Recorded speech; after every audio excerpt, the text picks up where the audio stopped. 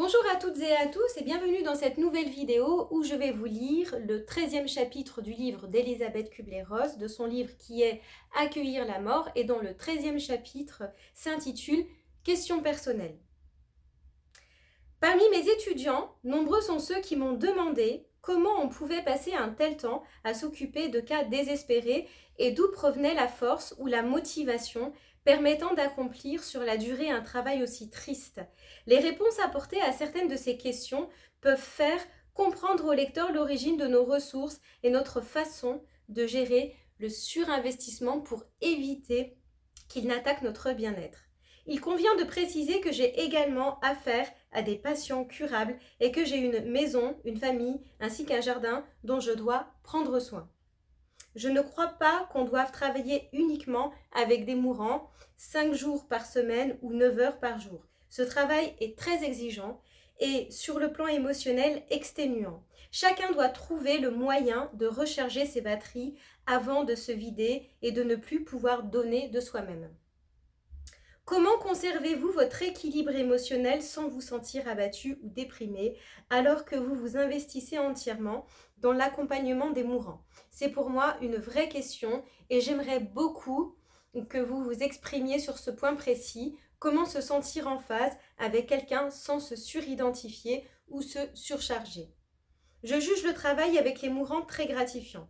Quoique très souvent triste, il ne me paraît pas déprimant. Il importe de préciser que je ne m'y consacre pas à plein temps. Je vois également des malades curables dont certains souffrent de troubles psychiatriques et d'autres non.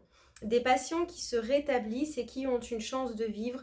Lorsqu'on travaille avec des familles de jeunes leucémiques, on s'aperçoit qu'un grand nombre de ces enfants bénéficient d'une rémission qu'ils peuvent commencer leur scolarité en maternelle ou dans le primaire. On est témoin du bonheur de ceux qui passent leur bac alors qu'ils ne s'attendaient pas à atteindre un tel niveau. On voit des adolescents tomber amoureuses et vivre chaque jour au maximum. Avec les familles de ces enfants en fin de vie, on partage non seulement les moments de creux et de tristesse, mais aussi les moments de joie intense. En travaillant avec les mourants, on établit des relations riches de sens avec les familles. Bon nombre de veufs ou de veuves me contactent des mois ou des années après la mort d'un malade pour m'annoncer un mariage ou l'arrivée d'un enfant. Je suis ainsi associée à tous les aspects de leur vie et pas seulement à la disparition d'un de leurs proches. Bien sûr, mon équilibre émotionnel provient également du bonheur que me procure ma propre famille, du fait que j'ai un époux compréhensif, 2 enfants en bonne santé, une maison et un jardin dont je peux m'occuper, des vacances que je prends régulièrement et mes ascensions dans les montagnes de la Suisse et de l'Alaska où j'oublie mon travail et mes patients chaque année pendant 15 jours. Vos conceptions sont-elles motivées par la religion ou par une philosophie personnelle? Je ne pense pas avoir été motivée par la religion au début de ce travail. Quand j'ai commencé à m'occuper de patients en fin de vie, on ne me considérait certainement pas comme quelqu'un de religieux. Au fil des ans, ce travail m'a rendue beaucoup plus religieuse. Il est également devenu une philosophie de la vie. C'est sans aucun doute à mes mourants que je le dois. Que signifie pour vous l'acceptation de votre propre mort? Que je suis prête à mourir à tout moment, que je m'efforcerai au moins de vivre chaque jour comme s'il était le dernier, et faut-il le préciser que j'espère avoir à vivre encore des milliers de jours comme celui-ci. À la mort de combien de patients avez-vous assisté? Que leur avez-vous dit et qu'avez-vous fait? Je n'ai pas assisté à la mort de nombreux patients. En général, mon travail précède ce moment. Je veille à ce que mes malades bénéficient de tous les soins qu'on puisse offrir à un être humain. Lorsque j'ai eu le privilège d'assister à une mort, je ne crois pas avoir dit un mot. On s'assied près des malades, on leur tient la main. Si les membres de la famille sont présents, on doit très souvent serrer leurs mains plus fort que celles du patient.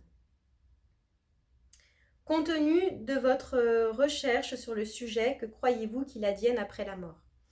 Avant de travailler avec les mourants, je ne croyais pas à une vie après la mort. Maintenant, j'y crois, et ce, sans l'ombre d'un doute.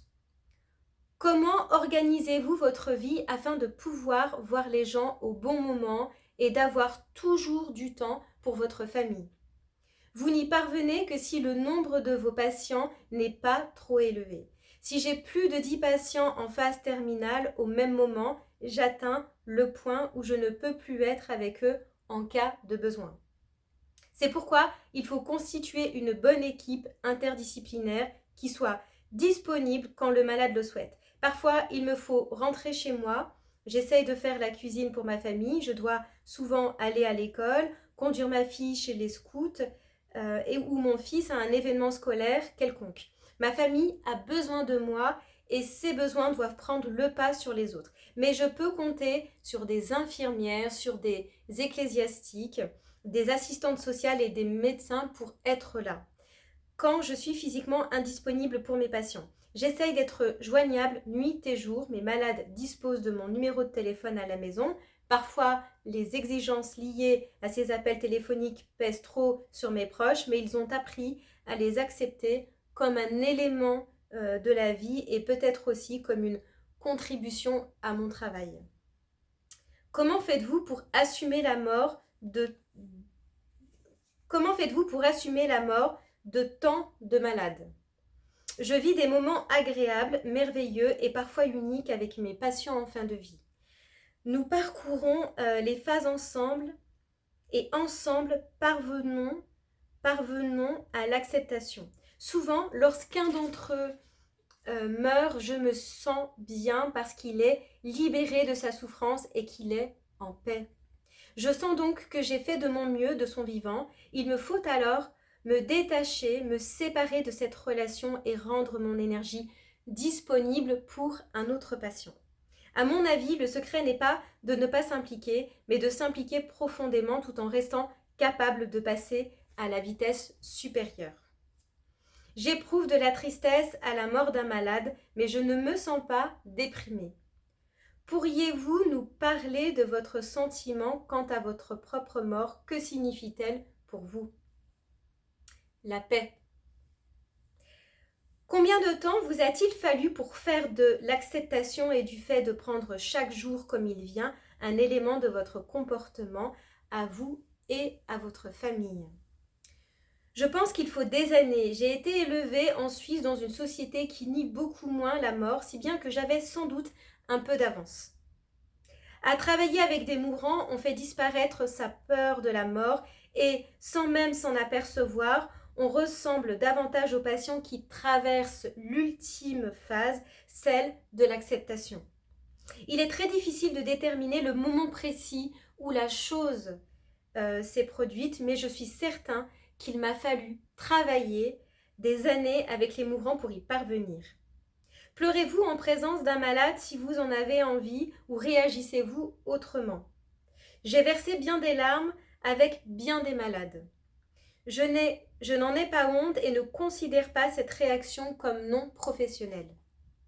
Comment ce travail avec les patients en fin de vie vous a-t-il influencé? Il a donné beaucoup plus de sens et de richesse à ma vie. Comment vous protégez-vous si vous vous protégez sur le plan émotionnel dans votre relation avec un malade en phase terminale? J'ose m'investir émotionnellement avec lui, ce qui m'évite d'avoir à consacrer la moitié de mon énergie à dissimuler mes sentiments. Compte tenu de votre expérience, pouvez-vous dire que vous êtes prête à accepter votre mort? Oui. Sur le plan émotionnel, comment gérez-vous la perte de malades dont vous êtes devenu proche? On leur dit au revoir en sachant que cet au revoir est le dernier, comme on apprend à le faire avec les gens qu'on quitte dans une gare ou un aéroport.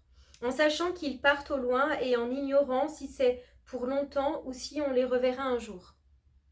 Lorsque j'ai découvert que je souffrais d'une maladie incurable, je me suis sentie privée de futur. Éprouveriez-vous la même chose? Je suis certaine que la plupart de mes patients, après avoir découvert qu'ils étaient atteints d'une maladie incurable, ont éprouvé une souffrance et une angoisse terribles. et qu'ils ont vécu l'événement comme une privation d'avenir. D'ordinaire, cette réaction, tout à fait normale, ne dure pas longtemps. Ensuite, ils commencent à se concentrer sur l'ici et le maintenant, à vivre chaque jour plus pleinement avec une conscience, une profondeur et une intensité accrues, car ils n'ont pas beaucoup d'avenir. Il y a quelques années, j'aurais réagi de la même façon. Au fond, vous croyez-vous immortel? Je crois que notre corps meurt, mais que notre esprit ou notre âme sont immortels. Comment votre programme est-il financé? Préconiseriez-vous toujours la gratuité des soins aux mourants? Mon programme n'est pas financé. Je n'ai jamais fait payer un malade en phase terminale ni sa famille. Quelle que soit leur situation financière, j'organise des ateliers des conférences aux États-Unis, au Canada, en Europe et je perçois des honoraires pour mes conférences. C'est ce qui me permet de ne rien demander à mes patients. À part cela, je n'ai jamais reçu de subvention ni d'argent. Je crois que l'accompagnement des mourants est un service comparable à ceux qu'offrent les ecclésiastiques. Je ne conçois pas qu'on réclame des honoraires à un patient en fin de vie. Non seulement parce que la longue maladie ou la maladie incurable reviennent extrêmement cher aux États-Unis, mais aussi parce qu'il s'agit d'une tâche humanitaire qui ne se rétribue pas de cette façon. Selon moi, ceux qui s'y consacrent à mi-temps doivent trouver d'autres moyens de faire vivre leur famille. Je n'aimerais pas que mon mari subventionne mon travail, mais je reconnais qu'il y a un avantage à être une femme qui n'a pas à faire vivre les siens. Comment annonceriez-vous à vos enfants que vous souffrez d'une maladie mortelle et que vous allez probablement mourir bientôt? Je m'assierai avec chacun d'eux, je leur dirai que je suis gravement malade, j'écouterai ses questions et je lui répondrai ouvertement, franchement et honnêtement. Comme nous n'avons pas toujours le privilège de souffrir d'une maladie mortelle et que nous n'avons donc pas toujours le temps de préparer nos proches, nous devrions élever nos enfants de sorte qu'ils puissent affronter une mort dans la famille à tout moment. Nous devrions vivre chaque jour comme s'il était le dernier et profiter de tous les instants que nous passons ensemble avec le sentiment d'avoir pleinement vécu. Les souvenirs sont les seuls vrais cadeaux que nous puissions léguer à nos enfants. C'est un dernier chapitre, c'est le dernier chapitre, je m'en aperçois au moment où je vous lis ces phrases. Vraiment, c'est un livre qui est très touchant,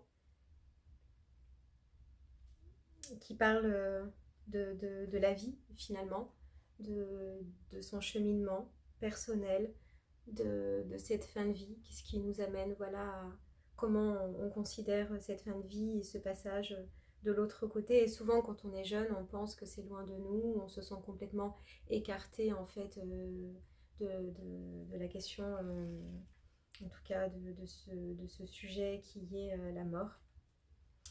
Et je trouve que le fait d'accompagner des personnes en fin de vie, ça nous apprend, c'est un enseignement qui est immense. Alors je pense qu'il ne faut rien en attendre, évidemment, c'est ce qu'on dit toujours, il faut accueillir les choses comme ça se présente, mais malgré soi, sans qu'on aille chercher en fait des réponses à certaines questions. Je pense qu'au fur et à mesure des expériences ou des accompagnements en fin de vie, les choses se présentent à vous. Voilà, donc c'était le dernier chapitre d'Elisabeth Kubler-Ross. Je vous remercie de m'avoir écouté. Je vous souhaite un bon cheminement personnel et je vous dis à très bientôt pour une prochaine vidéo. Merci.